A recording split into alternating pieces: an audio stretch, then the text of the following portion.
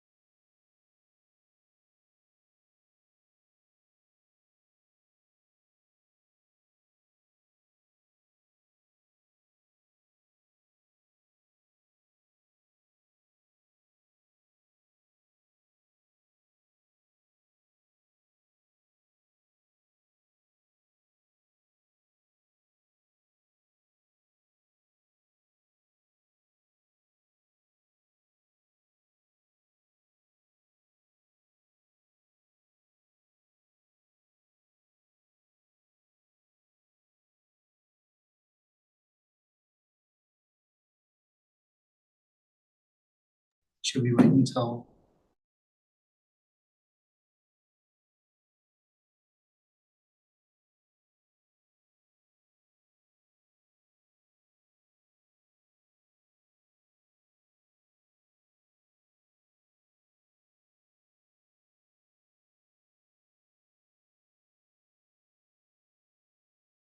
Are we unmuted? Perfect. We have quorum, so with that, I call this meeting to order at 5:05 PM on March 20th. First order of business is introductions. I am Anami Das. I'm the chair of the Human Rights Board. And I'm Kate Bolton. I'm the vice chair of the Human Rights Board.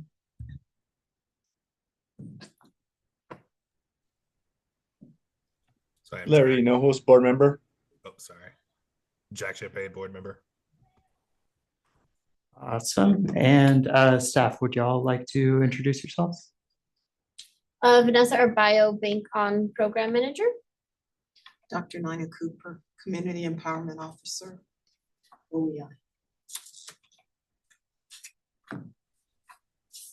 Hey folks, Charles Davis, Managing City Attorney. Cool, cool. And let's move right along to approving today's agenda. I move to approve today's agenda. Do I hear a second? I will. Second. And can we get a roll call vote, please? Thank you. Chair Anami Das, Aye. Vice Chair Kate Fulton. Aye. Jack Champagne, member. Aye. Member Larry Hinelhos. Aye. Fantastic. And do we have any discussion or amendments for the January 16th meeting minutes? Or the February 20th? We could amend either order.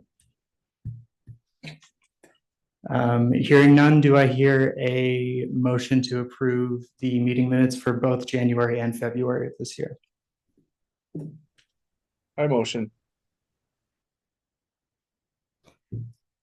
A second. And can we get another roll call vote for that, please? Chair Anami Das, Aye. Vice Chair Kate Fulton, Aye. Member Jack Champagne, Aye. Member Larry Hinelhos. Aye. Motion passes. We set the new record for the fastest approval of all of the agendas and minutes. Good work, everyone. With that, we will move on to public comment. Members of the public who are present have the ability or have the time. What is it? Have 2 to 3 minutes. Honestly, the format's kind of loose. Are there any members of the public who would like to make a public comment? If you could raise your hand on the Zoom meeting using the React button at the bottom of the screen.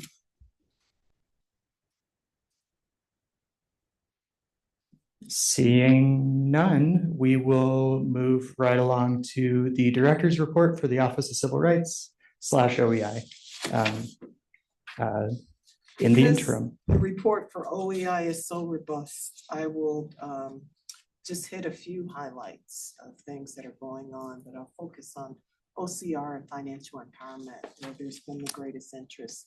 So the highly qualified candidate that we referenced during the last HRB meeting unfortunately withdrew from consideration shortly after our meeting. She decided to stay with her current employer, but today we did meet with a potential candidate from the Small Business Resource Center within the city of Albuquerque, and we'll know by Monday if she plans to proceed in terms of her application. If not, we'll have to post the position. In that event, what I'd like to do is send board members a copy of the job description and enlist you all's help in doing outreach in the community. Let's see, just inviting people who are qualified to apply. It's our hope that that individual will proceed. It's been a long, arduous process for us all. So thank you for your patience. We do have a contractor, Tanya Covington, who's gonna be working with us. She's done mediation for the city of Albuquerque and other places. We have a special LEDOS project that she'll be reviewing and recertifying all reports housed under that entity. And she'll be beginning in the next week. So we're excited about that help. I did mention on last time onboard trainings. I found out that there are some self-paced trainings online. Vanessa's about to drop that information in the chat. We'll also send that out via email, so you'll have that. There's also an area called member and staff resources. And so we're just asking all board members to complete that within the next month by the next meeting, which is April 17th. We also are asking for board members to send us copies of their certificates. We're required as the office to keep track of all of those, and then we'll send them as a collective package to Cristobal Rocha, who is in the city clerk's office. I've scheduled a meeting with the city clerk's office to get more information about the HRB board member appointment, so we can move that forward and talk about the board's role in interviewing or what the policies are concerning that process, because we'd like to fill the vacancy as soon as possible. Financial empowerment, we did a lot of work around the marijuana equity tax. We've been giving you guys regular reports there. I think I reported at the last meeting that the finance committee did approve it. It got approved at city council. I want to thank Chair Doss, who was also present there.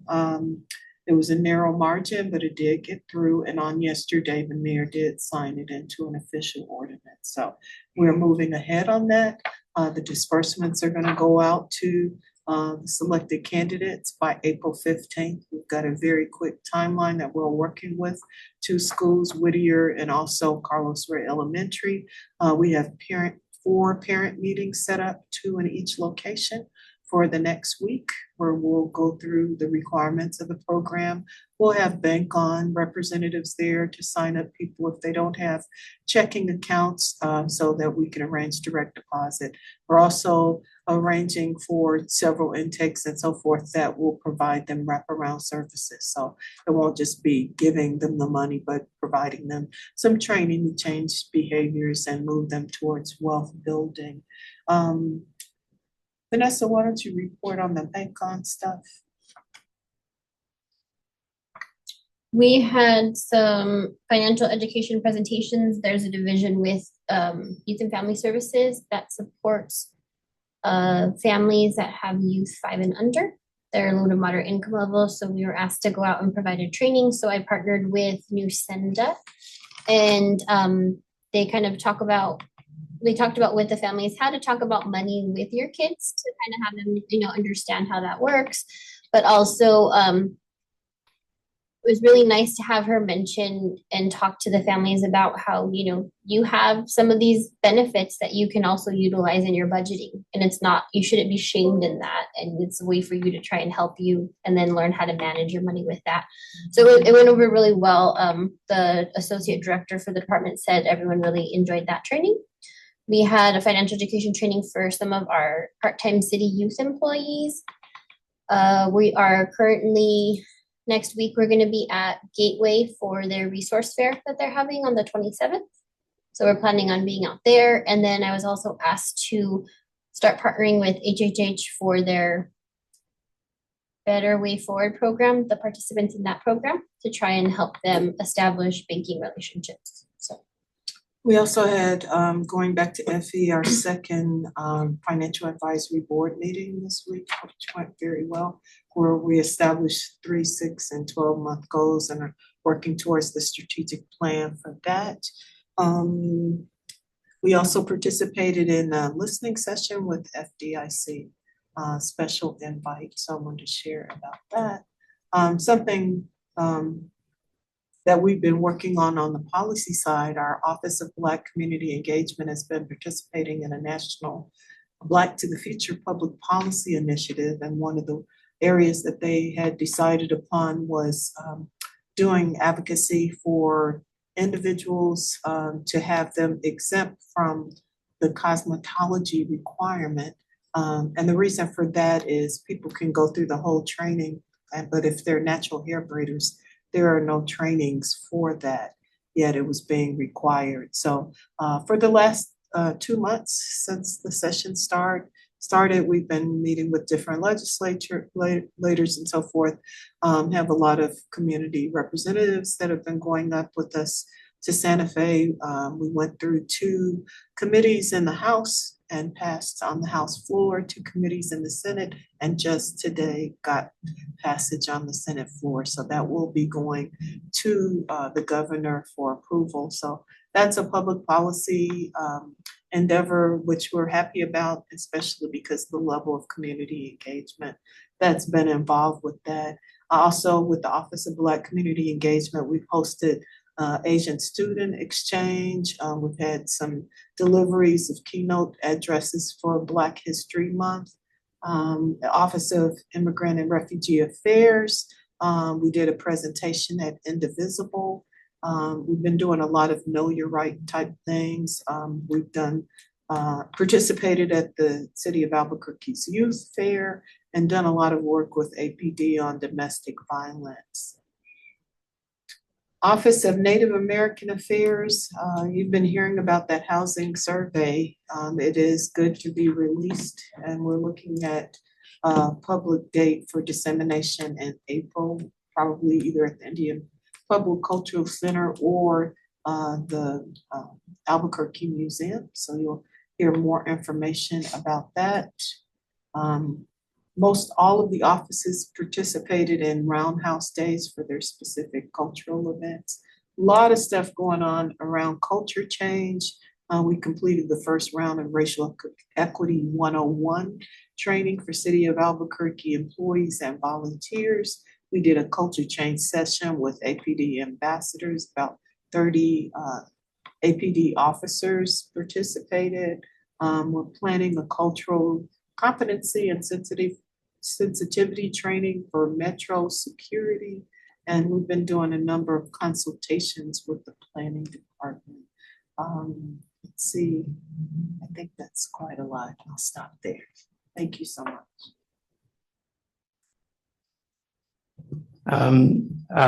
First and foremost, congrats on the exception to the cosmetology legislation for Raiders. That's really awesome. And the amount of engagement that I've seen just through like following OEI on Instagram has been really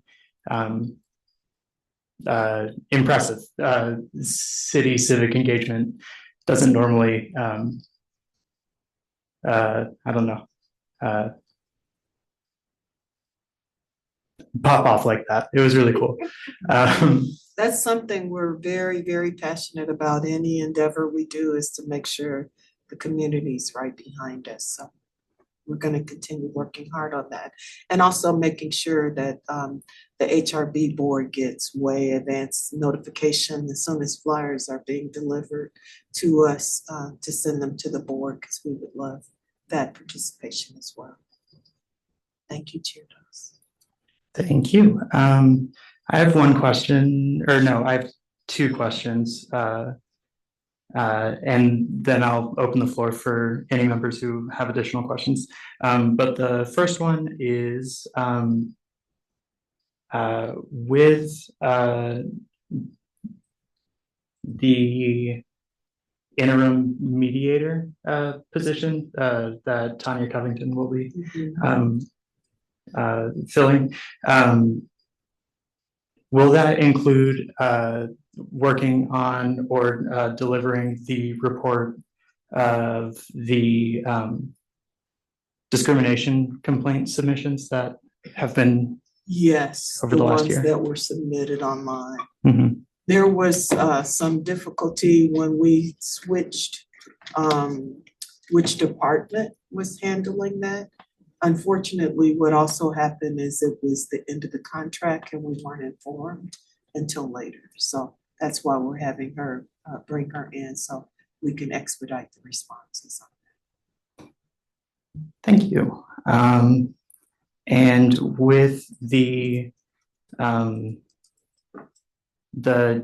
DV education with APD, is that internal or is that like in-field, I guess education session type things? We're doing both. Okay. And the person who's leading that is our OIRA liaison, Beatriz Valencia. She's on a number of committees related to DV out externally in the community, but that particular one I referenced is internally with APD. Awesome.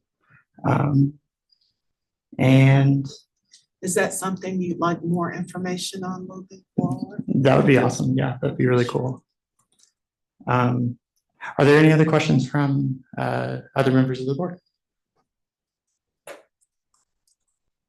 No, thank you so much for the updates, Dr. Cooper.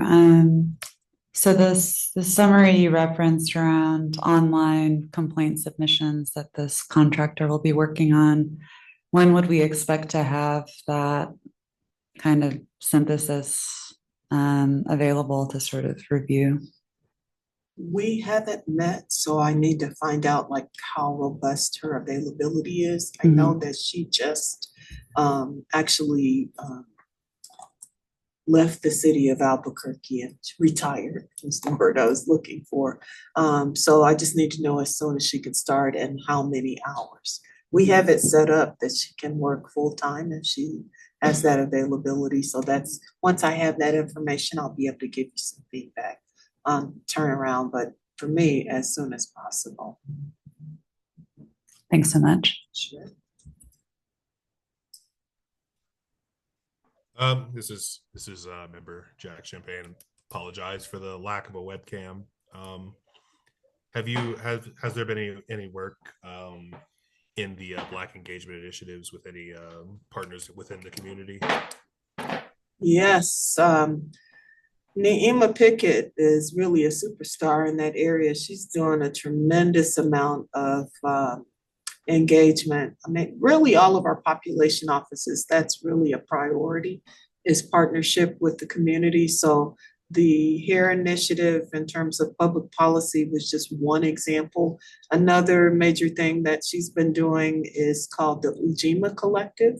And this is a series that she's been doing over the last 6 months. She was meeting twice a week with people who were interested in either who owned businesses or were interested in launching their businesses in the Black community. So that was a big initiative. And part of it was they had to go through a very rigorous training twice a week. It involved partners in the community who offer a variety of different skill sets, training on culture change, training on communication, and a myriad of other areas. They also got training in Swahili, which is considered an international language.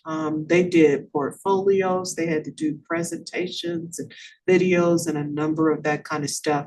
Additionally, she's been doing a number of presentations, especially related to Black History Month. Just in this quarter, she did a lot of keynote addresses and regularly attends a lot of community initiatives. Last week, and I would give that credit to Black community engagement or just OEI in general. We worked with the New Mexico Black Leadership Council. They had a special initiative for Women's History Month, and I was one of the panelists there. So we are continually working with them, with Partners for Community Action, El Centro. I could probably pull up at least 20 organizations that we're working with on a regular basis across the population offices. But those are just off the top of my head. I can give you a further detailed report if you'd like. If you'd like a list of Black organizations, is that what you're interested in? Tell me more. Yeah, I was kind of, I think one of my major concerns with Black community initiatives in general is that, like you said, there's a bunch of different organizations that work in and around this, but that are somewhat disconnected from each other. So it's really good to hear that the city is doing a pretty good job at aggregating those efforts together and kind of uniting them. Having Naima, I know, helps because she is the person who knows everyone. Yes. So, And- but yeah, I think that's very good. And to your point, one of the goals that we have is to create a commission.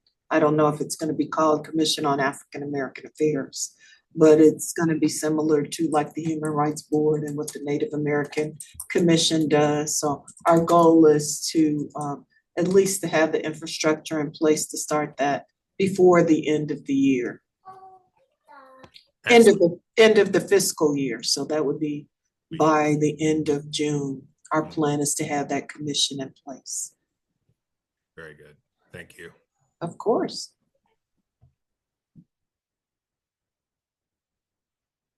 Are there any other questions?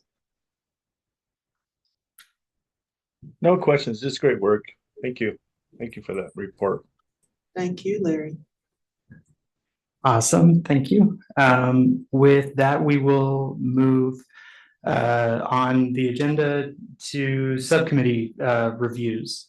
And I put review instead of report in hopes that we could have a maybe less structured conversation about I don't know, we didn't get to do the board retreat, and so I figured we could have that conversation here. The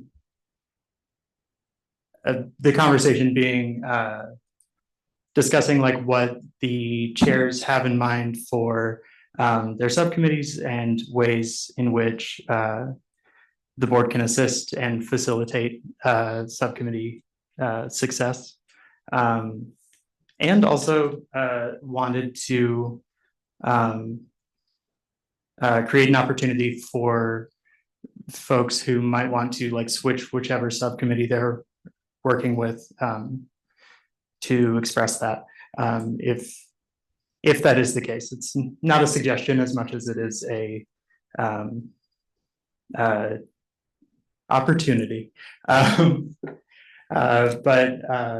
I think every subcommittee chair is here at this meeting. So we can go in order, starting with, well, except for accessibility and accountability. So starting with advocacy and representation, Member Hinojos. Yes, great. I'm just looking forward to, I think ideas I have are just maybe tabling, maybe getting our information that we have out more available to the community, more accessible to kind of learn about what we're doing. So I'm just looking forward to any way that I can do that, kind of get it more into the community. Nice. Do you have any I guess ideas or hopes for venues for tabling or organizations to partner with potentially? Oh, that's a good question. I know I can come up with a list of organizations. I'm sorry I have not done that. But yeah, I can definitely come up with a list and have it ready for the next meeting if that's all right. Of just kind of ideas. I can't think of off the top of my head other than like the organizations I work with and who I work with. But yeah, also just kind of looking forward to getting that pamphlet also because I feel like that would be great for print material being able to be distributed to the community. Awesome. Is there any way that we as a board could help coordinate or do you want to have that discussion at the next meeting? Yeah, I'm completely not prepared for that, but I will be in the next meeting if that's all right. I will make sure I have something a little bit more structured and yeah, no worries. And from there, Member Champagne with Integration and Sustainability Subcommittee. Do you have a, I guess, report or intention in mind for the subcommittee? Yeah. So I have been reviewing the work of similar human rights boards in cities like Albuquerque. And I think that one of the things I would like us to promulgate at some point is a process manual. I think the best one I found so far is the LA Human Rights Commission, which I have to imagine is because they have years of practice holding themselves accountable for human rights violations. But I think it's something that's very useful, not just for us, but as I think kind of we reach a critical point of public education as a sort of know your rights resource to be provided on the city website. So I'm in the process of making that, and I will present that as my report in meeting when it's complete. That sounds really cool. Sorry, my voice is all over the place, but you said it was the LA Human Rights Commission that has a process manual that relates to like public education for know your rights stuff. Is that publicly available? Could you send a link possibly? Yes. Cool. Thank you. Are there any ways in which the board can support the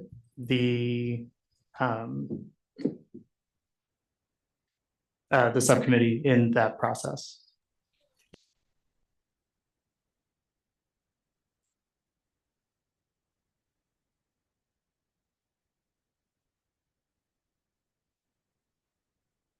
Sorry, I was muted. Yeah, if you have materials that you want to be reflected within the manual, I always love to see those. And of course, I will submit anything that I produce for review by the rest of the committee for edits and commentary as well. Member Champagne, can I clarify? So the process manual is distinct from a Know Your Rights resource that you want to create, or you're kind of describing like a single undertaking. Yeah, it's a single document. So Okay. The ones that I'm drawing from have as a combination a document both the nature of the board's work as well as the substantive rights that the board is protecting. So they basically serve the same purpose as a public document. And so it's really an external facing tool as opposed to something more focused on like internal procedure or something like that. It is both. It's both. Okay. Yeah. The external facing aspect is a transparency measure. And the internal is kind of a self-governance aspect of it.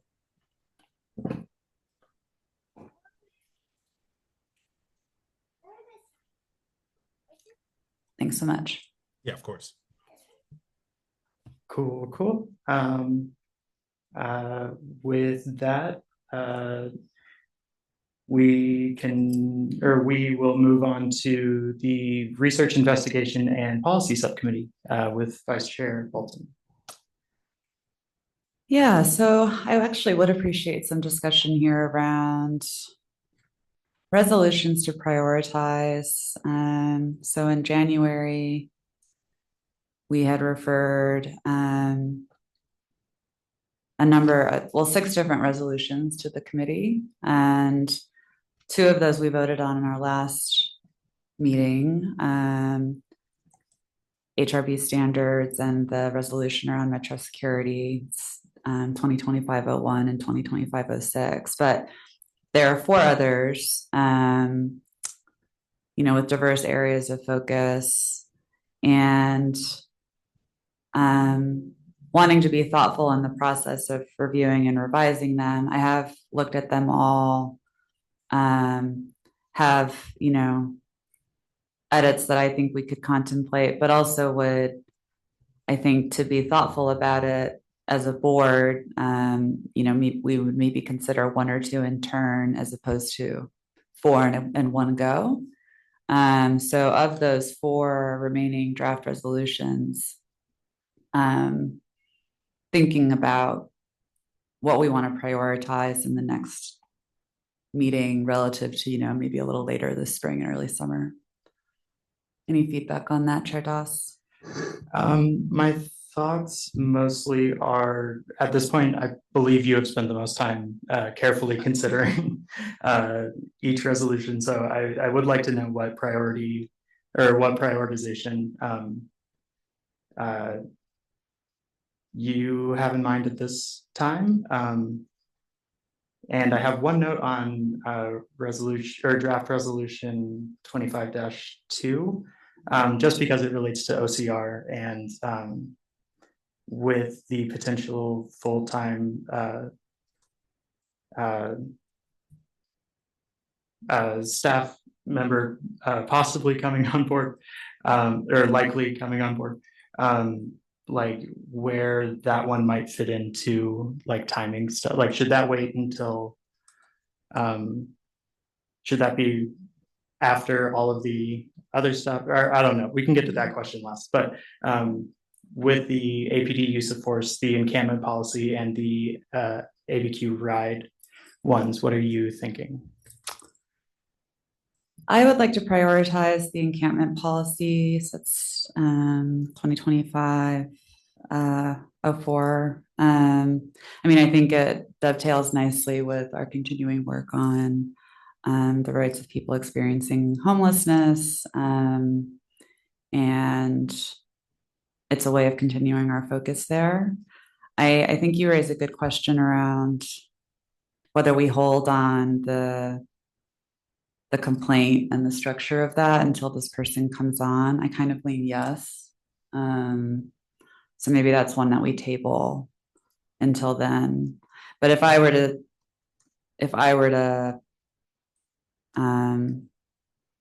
prioritize one of these for our next meeting and really kind of diving in on that, it would be the draft resolution around the encampment policy.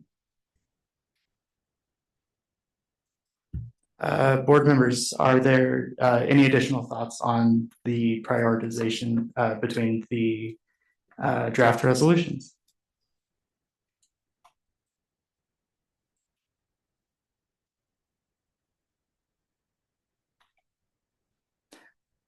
I'll share my thoughts. I agree. And later on the agenda, I think we have more discussion on the immediate next steps of the homeless rights initiative. But I think that considering the encampment resolution would be productive and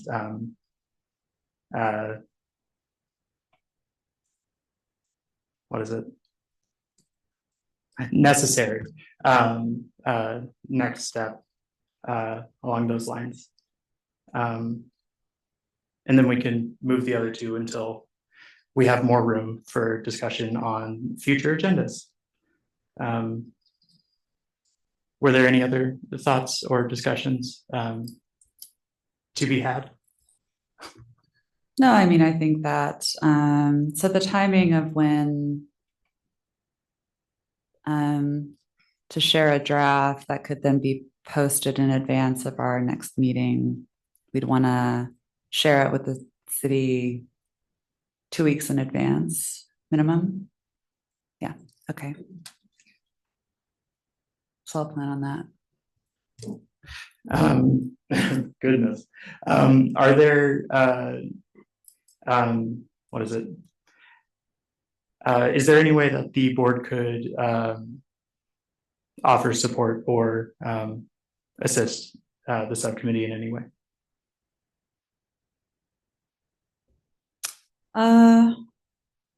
I think just to be prepared for discussion of that draft resolution and, trying to make sure to take a look at each in turn in advance of us all convening so we can, we've had a little time to sit with it and consider it before our discussions. All right. With that, or excuse me, sounds good. With that, we are at discussions and proposals, item 6 on the agenda. For item 6A, I wanted to very briefly mention the recent amendments to the Albuquerque Public Boards and Commissions Ordinance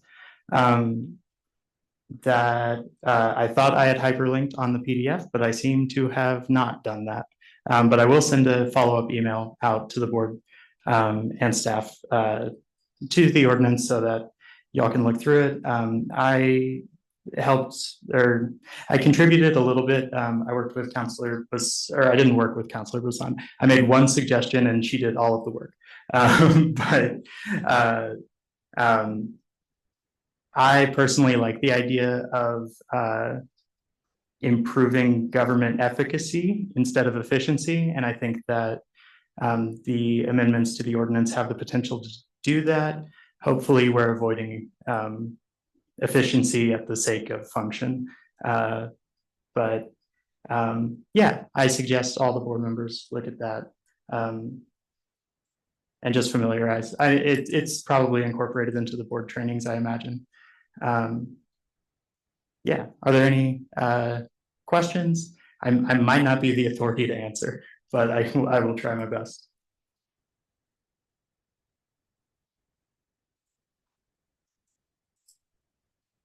Okay, with that, we will move on to the discussion on the next steps for the Homeless Rights Initiative. I have a few ideas for like immediate next steps, ranging all the way from just focusing on the resolution during the next meeting to trying to do another hearing, possibly with testimony from folks possibly who maybe embody some anti-homeless sentiment. I feel as though that was an underrepresented group of folks.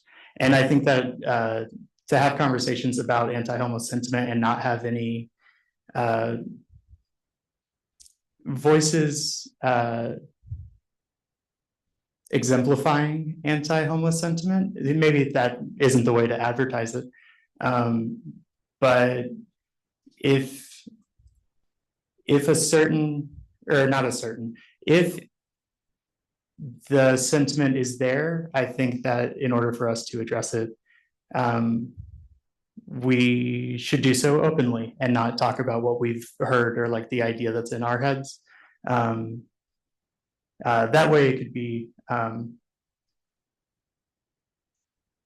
don't know, a little bit based more in where both sides are at. Not that there are sides to this. It's a very complex issue, but yeah, we had, I don't know, we don't have to get, or I don't have to keep rambling, excuse me. But where are other board members at, or what are thoughts on potential next steps or the thing that I talked for too long about? Yeah, I think I understand what you mean when you say what I had expected about our sort of public airing of the issue was that there were people who felt passionately enough about homelessness as a social problem that they would make their opinions about it known, because the way that homelessness looks in Albuquerque looks that way for a reason, and an expression of the ideas behind that reason is probably the most effective way to understand how to address how it looks. So I don't know how we would field that specifically, but I would echo that is definitely an issue to bring to light. Yeah, I think it's certainly like a framing question, right? I don't think it's, please, attend our hearing and tell us your stigmatizing beliefs about people who are unhoused. I do think, if you want to hear diverse perspectives, I think it's something that you need to do in more than one place, more than one time with different types of people, right? So, and also like offer lots of options for submissions of that feedback. And of course, folks could provide oral testimony or submit written testimony, but yeah, I think it could be a theme for 2025, such that we encourage folks to come to any one of our regular meetings. That is an opportunity. We could hold more than one hearing in different districts across the city. I guess the question for me is, like, how are we using that feedback? Like, to what end? Is it to refine some of the recommendations that we had developed last year? Is it to hear from the community about what they feel the solutions are? I do think, on one hand, I also think anti-homeless sentiment is pervasive, and it's almost like, do we need to hear about it? Because it's like the water we're swimming in many ways, and that's not unique to Albuquerque, right? And so yeah, I guess I would want to continue to be in discussion as a board about how we would use that information in a way that's useful and serves people here. The other idea I have is around some of these data pieces, which are represented in that draft resolution, but especially with, and I'm forgetting the ordinance number that passed at the end of last year around Ordinance 58. around essentially like the criminalization of sleeping outside and camping in a sort of grants pass model. I mean, I think it's important to try and suss out the consequences of those kinds of ordinances because they are popping up all over the country. You know, my hypothesis would be that they're harmful. The implementation of that kind of policy is harmful, but it's also like a natural, we have like a very clear point in time, okay, like this is now a different policy environment than what we had. What is happening to people? So now I'm kind of rambling. But I think there are certainly ways we could kind of cast a wider net in terms of getting that public feedback. And I do think it also would be interesting to see what other localities have done nationally that is protective, and that's, you know, more the exception than the rule. So how are people who are unhoused protected from having their belongings summarily tossed out? And that goes to the other work that the board has done that we could kind of come back to and revamp. So just initial thoughts. Thank you. I had two ideas came up. The first being on page 48 of the preliminary findings that we approved in September of last year. On page 48 at the top in electronic communication 1, this I think is the closest example that we have to anti-homo sentiment being expressed. And there's a lot of ways that this could be interpreted, and I'm not trying to speak for this person. It is anonymous, and I actually do really appreciate this comment because I like things that are unique. I also think that it's a great example of areas where we as a board might be able to offer a discussion on maybe the displaced, I don't want to say anger, but displaced frustration with the situation.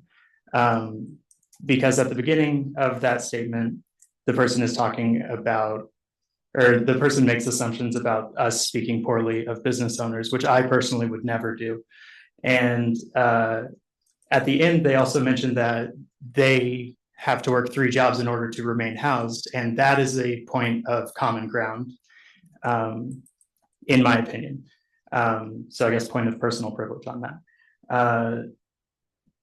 But I think that looking into statements like this or any kind of testimony from folks who might not, or folks who might have, spent all of their patience and all of that, and maybe the amount of empathy differs from others in the community. I'm trying very hard to talk. This is a hard conversation to have, I've realized now that I've started it. The other thing is I was talking with a community advocate who specifically advocates for the rights of people experiencing homelessness. And she mentioned the Truth and Reconciliation. I forget the last word of it. I'll say conversations, but I know that that is the wrong word, and I apologize because that is a very important historic event or a series of events that took place in South Africa following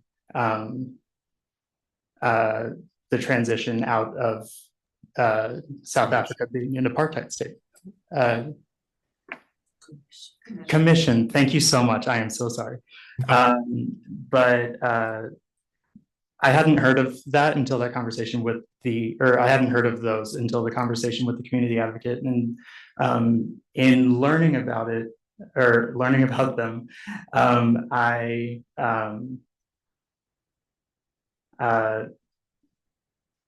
don't know. I thought that something not along those lines, but something using that kind of structure might be a healing and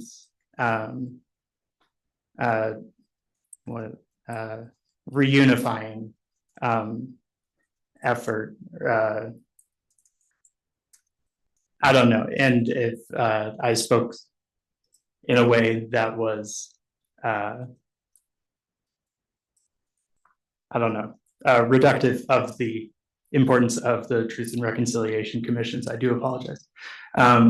But I think that it is something that is worthy of being emulated to the best of our ability, if we can do that in a responsible way. I don't want to just make a bigger mess in attempting and not succeeding in that. Can someone else speak? Because I'm doing the rambling thing again and I'm a bit lost. Those are my thoughts. I'm turning off the microphone.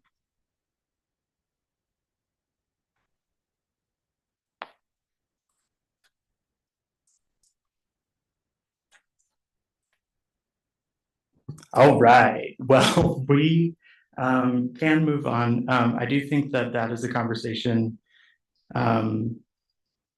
that we should include in the discussion of the resolution during the next meeting, unless there is further discussion to be had now, in which case the floor is still open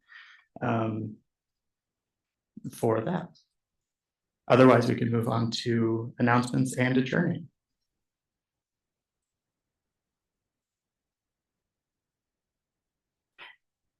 Moving on to announcements and adjourning, the only announcement that I have is the next Human Rights Board meeting will be on April 17th at 5 p.m. Here and on Zoom. Are there any other announcements from the other board members? Nope. Okie doke. With that, we can adjourn. Thanks, everybody. Thank you. Thank you. Have a good